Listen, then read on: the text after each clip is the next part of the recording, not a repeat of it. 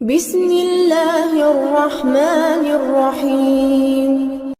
میں آپ تمام کا اسلامک ٹیچنگ زون پہ استقبال کرتی ہوں۔ السلام علیکم ورحمۃ اللہ وبرکاتہ۔ میری ماں اور بہنوں، آج کا میرا موضوع ہے شب معراج کا واقعہ۔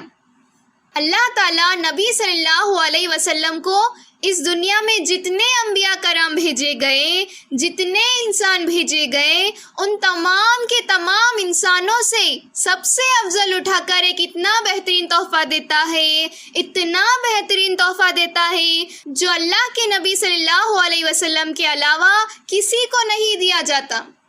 اور وہ تحفہ کیا ہے؟ اسراء والمعراج۔ یہ کب ہوئی؟ اس کی کوئی کنفرم ڈیٹ کسی کے پاس نہیں ہے۔ صحابہ کے لیے ڈیٹ امپورٹنٹ نہیں تھا، واقعہ امپورٹنٹ تھا، اسی لیے انہوں نے واقعہ کو یاد رکھا، اور کسی ایک نے بھی کنفرم ڈیٹ نہیں بتائی۔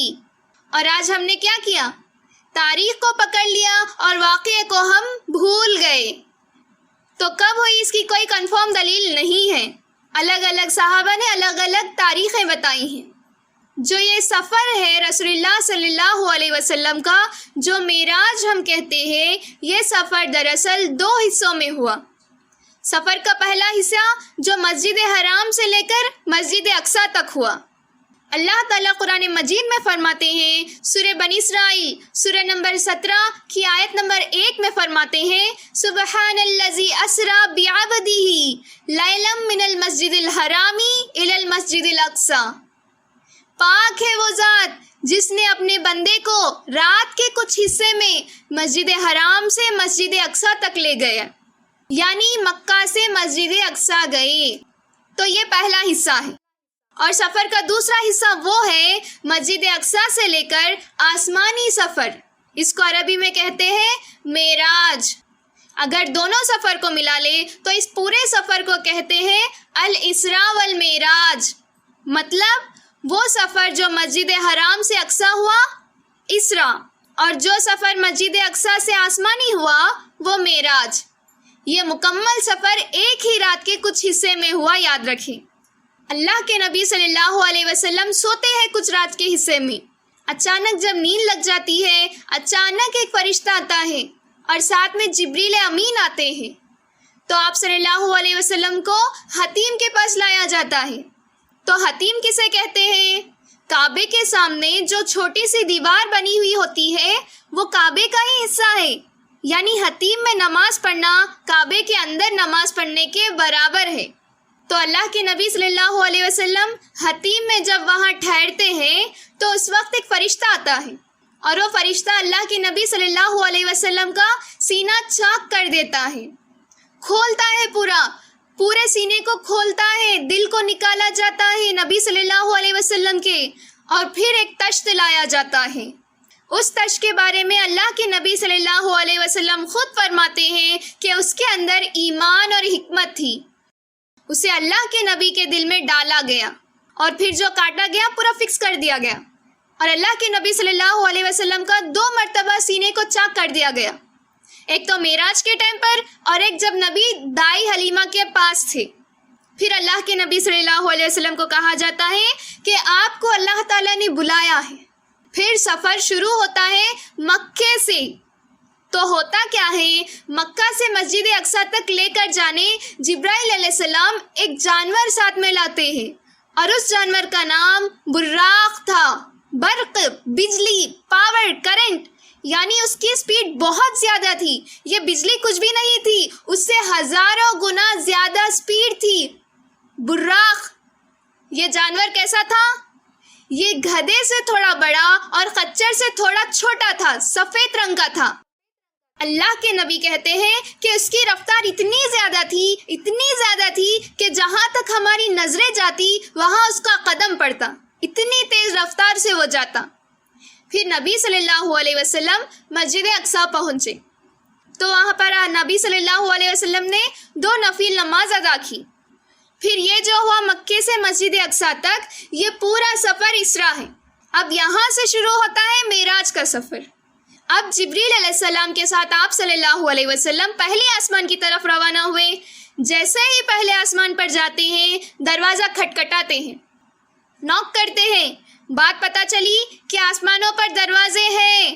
پہلے آسمان کا دروازہ ان کے لیے کھولا گیا اور فرشتے نبی صلی اللہ علیہ وسلم کا استقبال کرتے ہیں. پہلے آسمان میں آپ صلی اللہ علیہ وسلم کی ملاقات آدم علیہ السلام سے ہوئی. آپ صلی اللہ علیہ وسلم نے انہیں سلام کیا، انہوں نے سلام کا جواب دیا. تو آدم علیہ السلام ایک طرف دیکھ کر روتے ہیں اور ایک طرف دیکھ کر مسکراتے ہیں. تو نبی صلی اللہ علیہ وسلم جبریل علیہ السلام سے پوچھتے ہیں کہ ایک طرف دیکھ کر روتے کیوں ہیں اور ایک طرف دیکھ کر ہنستے کیوں ہیں؟ تو جبریل امین کہتے ہیں کہ یہ جتنے بھی لوگ ہیں یہ ان کی اولادیں ہیں. دائیں طرف اہل جنت ہیں، جنت والے لوگ ہیں، جب ان کو دیکھ کر مسکراتے ہیں، اور اہل جہنم کی طرف دیکھتے ہیں، بائیں طرف دیکھتے ہیں تو وہ روتے ہیں. پھر آپ صلی اللہ علیہ وسلم دوسرے آسمان کی طرف روانہ ہوئے. وہاں ان کی ملاقات دو بھائیوں سے ہوتی ہے، عیسیٰ اور یحییٰ، عیسیٰ علیہ السلام اور یحییٰ علیہ السلام. پھر تیسرے آسمان کی طرف روانہ ہوئے. وہاں ان کی ملاقات یوسف علیہ السلام سے ہوتی ہے. جیسے ہی اللہ کے نبی صلی اللہ علیہ وسلم نے ان کو دیکھا تو آپ فرماتے ہیں کہ گویا اللہ نے دنیا کی آدھی خوبصورتی انہیں عطا کر دی. پھر نبی صلی اللہ علیہ وسلم چوتھے آسمان کی طرف روانہ ہوئے. وہاں ان کی ملاقات ادریس علیہ السلام سے ہوئی. پھر آپ صلی اللہ علیہ وسلم نے انہیں سلام کیا، انہوں نے سلام کا جواب دیا. پھر آپ صلی اللہ علیہ وسلم پانچویں آسمان کی طرف روانہ ہوئے. وہاں آپ نے ہارون علیہ السلام سے ملاقات کی. پھر چھٹویں آسمان کی طرف جاتے ہیں، وہاں آپ کی ملاقات موسیٰ علیہ السلام سے ہوتی ہے. پھر ساتویں آسمان کی طرف جاتے، وہاں پر آپ کی ملاقات ابراہیم علیہ السلام سے ہوتی. تو ابراہیم علیہ السلام بیت المعمور کے پاس رہتے. کیا ہے بیت المعمور؟ ساتویں آسمان کے پاس ایگزیکٹ ہمارا جو کعبہ ہے اسی کے سیدھا اوپر ایک کعبہ ہے. صحابہ کہتے ہیں کہ اگر اس کعبے کو گرایا جائے تو سیدھا وہ زمین کے کعبے پر آ گرے گا.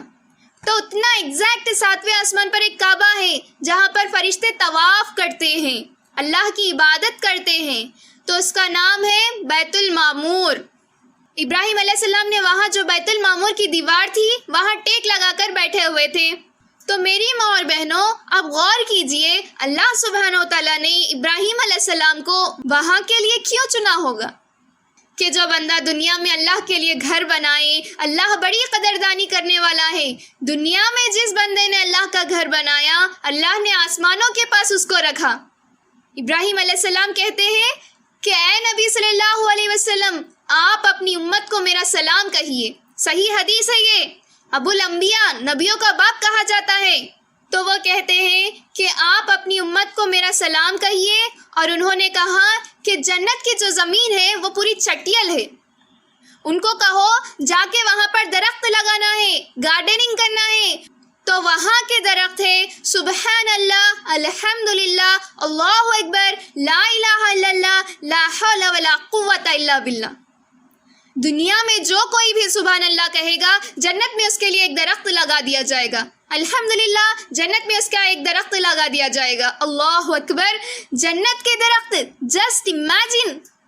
تو لہٰذا جو بھی بندی یہ پڑھتی ہے سبحان اللہ، الحمدللہ، اللہ اکبر، وہ جنت میں اپنا درخت لگا رہی ہے. اللہ کو بول سکتے ہیں نا کہ اللہ میں جنت میں اتنے درخت لگائی، اب جہنم میں کیسے ڈالیں گے مجھے؟ کچھ تو بنا لو دنیا میں اپنے لیے توشا جو اللہ کو بتا سکے. اب یہ ہوا 7 آسمان. اب وہ جگہ آتی ہے جہاں اس کے آگے نہ کسی فرشتے کو بھیجا گیا، نہ کسی انسان کو بھیجا گیا سوائے نبی صلی اللہ علیہ وسلم کے. جہاں پر ملائکہ کے جو سردار ہے جبرائیل علیہ السلام وہ بھی رک گئے کہ نبی صلی اللہ علیہ وسلم اب میں اس کے آگے نہیں جا سکتا. تو وہ کون سی جگہ ہے؟ سدرۃ المنتہا. عربی میں بیری کا جو جھاڑ ہوتا ہے اس کو سدرہ بولا جاتا ہے. منتہا یعنی دی اینڈ پوائنٹ. اب اس کے بعد نبی صلی اللہ علیہ وسلم اس کے آگے جاتے ہیں اور وہاں اللہ سبحانہ و تعالیٰ سے کلام کرتے ہیں. اللہ کے نبی صلی اللہ علیہ وسلم کو اللہ کو نہیں دیکھا، بلکہ نبی صلی اللہ علیہ وسلم کے سامنے ایک نور کا پردہ تھا اور وہاں سے کلام ہوا، بات ہوئی. تو نبی صلی اللہ علیہ وسلم کہتے ہیں کہ اے اللہ، آپ نے ابراہیم کو خلیل بنایا، موسیٰ کو کلیم بنایا، عیسیٰ علیہ السلام کے لیے آپ نے مردے زندہ کیے، میرے لیے کیا ہے؟ تو اللہ نے کہا میرے حبیب آپ کو وہ دیا جو کسی کو نہیں دیا گیا. قیامت تک آپ کا اور میرا نام اکٹھا رہے گا، جدا نہیں ہو سکے گا. لا الہ الا اللہ محمد الرسول اللہ. جدا ہو سکتا ہے کیا نبی صلی اللہ علیہ وسلم کا نام اللہ تعالیٰ سے؟ کوئی نبی آ رہے ہیں کیا اب نبی صلی اللہ علیہ وسلم کے بعد؟ نہیں. تو اللہ سبحانہ و تعالیٰ نے نبی صلی اللہ علیہ وسلم کو 3 تحفے دیے وہاں. پہلے تو نماز، دوسری سورہ بقرہ کی آخری 2 آیتیں دی گئی، بہت فضیلت والی آیتیں ہیں، عرش کے خزانوں میں سے خزانہ ہے، یاد رکھو یہ آیتیں. تیسری چیز یہ تھی کہ اللہ سبحانہ و تعالیٰ ہر اس بندے کے گناہ کو معاف کرے گا جو شرک نہیں کرے گا. تو کتنی نمازوں کا تحفہ ملا یہاں پر؟ 50 نمازیں کا تحفہ ملا.